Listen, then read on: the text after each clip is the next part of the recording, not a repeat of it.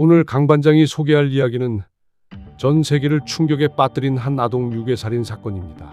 1993년 영국 2살 아이가 대형 쇼핑센터에서 실종되는 사건이 벌어지는데요. 경찰은 즉시 수사에 착수했고 다행히도 쇼핑몰 CCTV 속에서 아이와 범인이 함께 찍혀 있었죠. 그런데 아이를 데리고 사라진 사람의 정체가 영국을 발칵 뒤집어 놓습니다.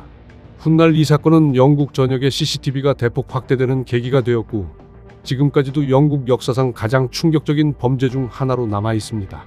과연 그날 무슨 일이 있었던 걸까요? 1993년 2월 12일 2살의 제임스 벌저는 어머니 데니스를 따라 영국 부틀의 뉴스트랜드 쇼핑몰로 향했습니다. 데니스는 저녁 식사에 필요한 식재료를 고르기 위해 분주하게 매장을 둘러보고 있었고 제임스는 그런 어머니 곁을 졸졸 따라다녔죠. 그런데 오후 3시 40분쯤 데니스가 잠시 정육 코너에서 계산을 하던 사이 제임스가 시야에서 사라집니다. 제임스가 없다는 사실을 알아차린 순간 데니스의 머릿속은 새하얘졌습니다. 그녀는 쇼핑몰을 뛰어다니며 목이 쉬도록 아들의 이름을 불렀습니다. 시간이 흐를수록 데니스의 불안은 공포로 바뀌어갔죠. 상황이 심상치 않다고 판단한 데니스는 곧장 경찰에 신고를 합니다. 출동한 경찰은 즉시 쇼핑센터 CCTV를 확인했죠. 그리고 영상을 확인하던 데니스와 수사관들은 의아한 표정을 짓습니다. 영상에는 제임스를 데리고 쇼핑몰을 빠져나간 사람이 찍혀 있었는데요. 범인은 10대로 보이는 2명의 소년이었죠. 그 당시 데니스는 아이들이 다른 아이를 해칠 거라고는 전혀 생각을 못했기 때문에 제임스를 무사히 되찾을 수 있을 거라 믿었습니다. 2 소년이 제임스에게 사탕이나 먹이며 돌보고 있을 거라고 생각했죠. 이제 2 소년만 찾으면 될 일. 하지만 수사는 예상보다 쉽지 않았습니다. CCTV 화질이 흐릿해서 2 소년의 신원을 특정할 수 없었죠. 수사팀은 우선 이들이 실제 범인일 가능성보다 누군가의 지시를 받고 움직인 아이들일 가능성에 무게를 두었고 소년들의 나이도 14살에서 18살로 추정하고 있었습니다. 한편 실종된 제임스를 찾기 위한 수색은 밤새 계속됐습니다. 경찰은 쇼핑몰 주변을 샅샅이 뒤졌고 언론 역시 대대적으로 실종 소식을 보도하기 시작했죠. 그리고 실종 이틀 뒤인 2월 14일 쇼핑몰에서 약 4km 떨어진 철길 인근에서 제임스는 처참한 시신으로 발견됩니다. 수사관들조차 충격을 감추지 못할 만큼 제임스의 상태는 매우 처참했는데요. 제임스의 하의가 벗겨져 있었고 입에서는 건전지 여러 개가 발견되었습니다. 얼굴은 파란색 페인트를 뒤집어 쓴 상태였고 온몸에는 수많은 구타 흔적이 보였습니다. 그리고 제임스의 작은 몸은 기차에 밟혀 두동강이 나 있었습니다. 부검 결과도 충격적이었는데요. 제임스의 사인은 외부 충격으로 인한 뇌손상, 즉 기차가 밟고 지나가기 전에 이미 제임스는 죽은 상태였다는 거죠. 이제 사건은 단순 실종이 아닌 살인사건으로 전환됐고 영국 시민들은 큰 분노와 슬픔에 빠졌습니다. 경찰은 여전히 CCTV 속 2 소년의 정체를 쫓고 있었고 시민들의 제보로 경찰은 2 소년의 집을 찾아낼 수 있는 결정적인 단서를 얻었죠. 경찰이 찾고 있던 유괴범은 바로 10살 소년 존 베너블스와 로버트 톰슨. 둘은 각각 다른 경찰서로 연행되어 조사가 시작되는데요. 2 소년은 아이를 납치한 적이 없다며 범행을 적극적으로 부인했습니다.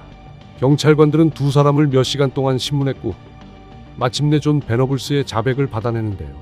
그렇지만 로버트 톰슨은 달랐습니다. 그는 제임스를 기찻길로 데려간 것은 인정했으나 폭행 등의 모든 책임을 존 베너블스에게 전가했습니다. 하지만 2 소년 옷에서 제임스의 혈흔, 페인트 등의 결정적인 증거가 나오면서 2 사람의 범행이 확실해졌죠. 수사 결과 드러난 제임스의 마지막 순간은 많은 사람들에게 깊은 충격을 안겼고 그 내용은 차마 입에 담기 어려울 정도로 잔혹했습니다. 사건 당일 2 소년은 학교를 가지 않고 사탕, 배터리, 인형, 페인트 등 다양한 물건을 훔치며 거리를 돌아다녔습니다. 그리고 아이를 납치할 계획을 세우고 아이들을 노리며 배회하기 시작합니다. 그때 엄마와 떨어져 혼자 있던 제임스를 발견하고 친절하게 말을 걸며 손을 잡고 쇼핑몰을 빠져나왔죠. 그들은 약 4km에 이르는 거리를 걸으며 제임스를 끌고 다녔고 그 과정에서 여러 차례 폭행을 가했습니다. 놀랍게도 약 38명의 사람들이 3사람을 목격했습니다. 어떤 사람은 아이가 울고 있는 것 같다고 생각했고 어떤 사람은 괜찮냐고 물어보기도 했습니다. 하지만 2 능숙하게 둘러댔죠. 동생이다. 집으로 데려가는 중이다. 엄마를 찾고 있다는 식으로 말했습니다. 그리고 사람들은 제임스가 위험한 상황이라는 것을 의심하지 못했죠. 하지만 당시 목격자들을 마냥 탓하기도 어렵습니다. 10살짜리 소년들을 납치범으로 보는 것 자체가 상식적으로 쉽지 않은 일이었기 때문이죠. 결국 3사람은 인적이 드문 지역으로 이동해 끔찍한 짓을 벌이기 시작했습니다. 소년들은 제임스의 얼굴에 페인트를 던지고 입에 배터리를 억지로 밀어 넣었습니다. 이후 발로 차고 밟았으며 벽돌과 쇠막대기 등으로 폭행을 이어갔습니다. 그리고 무거운 철제 물체로 머리에 치명적인 손상을 입혔고 결국 제임스는 사망하게 됩니다. 이후 소년들은 사고로 보이게 만들기 위해 제임스를 철길 위로 옮겼습니다. 자신들이 저지른 범행을 숨기고 기차 사고로 위장하려는 의도였죠. 그리고 수사관들을 더욱 충격에 빠뜨린 것은 범행 이후의 태도였습니다. 두 소년은 제임스를 방치한 뒤 비디오 가게에 가서 시간을 보냈고 마치 아무 일도 없었던 것처럼 행동했습니다. 그리고 체포 이후에도 범행 동기에 대해 명확한 이유를 설명하지 못했습니다. 대체 무엇이 10살짜리 아이들로 하여금 이런 일을 저지르게 만든 것일까? 영국 사회는 분노와 충격에 휩싸였고 언론은 연일 이 사건을 보도했습니다. 하지만 재판이 다가오자 새로운 논란이 시작되는데요. 과연 이 두 소년을 어떻게 처벌해야 할 것인가였습니다. 10살 살인범은 과연 괴물일까요? 아니면 망가진 환경이 만들어낸 비극일까요? 그리고 영국 법원은 역사상 가장 어려운 선택 앞에 서게 됩니다. 많은 사람들은 두 소년을 어린아이로 볼 수 없다고 주장했습니다. 2살배기 아이를 납치하고 몇 시간 동안 끌고 다닌 뒤 살해하고 증거를 숨기기 위해 현장을 조작한 행동은 우발적인 장난이 아니라 명백한 범죄라는 것이었습니다. 하지만 다른 한편에서는 또 다른 목소리가 나왔죠. 10살짜리 아이가 과연 자신의 행동을 성인과 같은 수준으로 이해할 수 있었을까? 이들은 태어날 때부터 악마였던 걸까? 아니면 누군가의 관심과 보호를 받지 못한 채 망가져 버린 아이들이었던 걸까?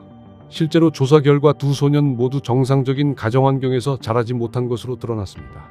특히 로버트 톰슨은 알코올 중독과 폭력이 난무하는 가정에서 성장했고 존 베너블스 역시 심각한 정서적 문제와 공격성을 보이고 있었죠.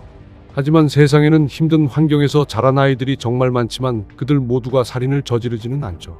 결국 영국 법원은 이 사건을 단순히 불우한 성장 환경만으로 설명할 수 없다고 판단했습니다.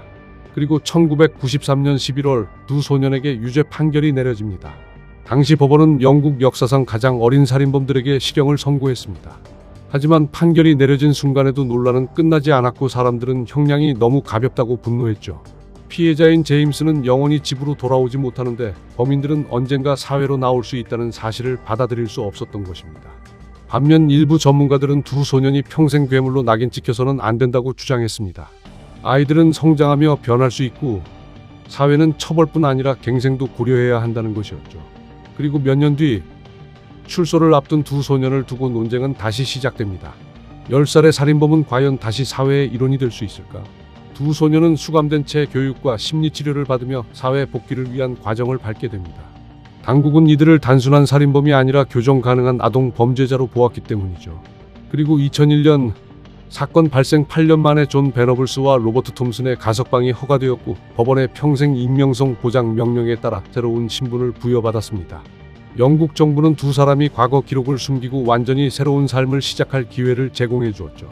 하지만 이 소식이 알려지자 영국 사회는 논란에 휩싸였습니다.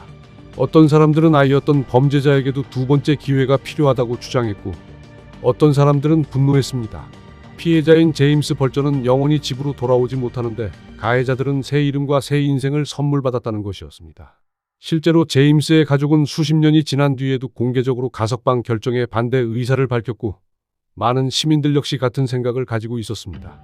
그런데 시간이 흐르면서 사람들의 우려는 현실이 되는 듯했죠.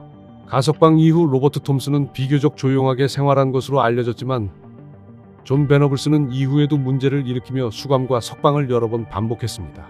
그리고 2026년 현재 그는 42세의 나이로 여전히 수감 중인 것으로 알려져 있습니다.